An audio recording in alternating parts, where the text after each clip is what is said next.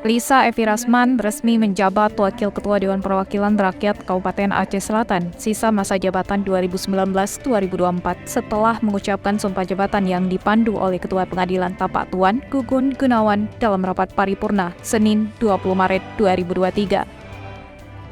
Rapat paripurna dipimpin Ketua DPRK Aceh Selatan Amiruddin dan turut dihadiri Sekda Aceh Selatan, Cut Sazalisma, Kapolres Aceh Selatan, AKBP Nova Suryandaru, Dandim 0107 Asel Letnan Kolonel ARH Helmi Aryansyah, para kepala SKPK dan tamu undangan lainnya. Sekda Aceh Selatan, Cut Sazalisma mengharapkan Wakil Ketua DPRK yang baru dilantik dapat berjalan beriringan dengan pemerintah dalam membangun daerah.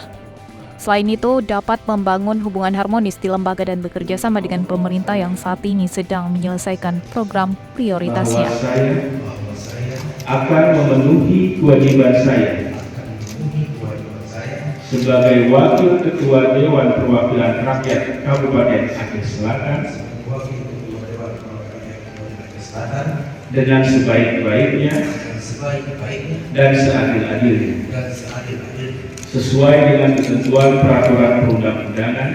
Untuk diketahui, Lisa Evi Rasman dilantik menjadi Wakil Ketua DPRK dari Partai Aceh, menggantikan Adi Samaridha.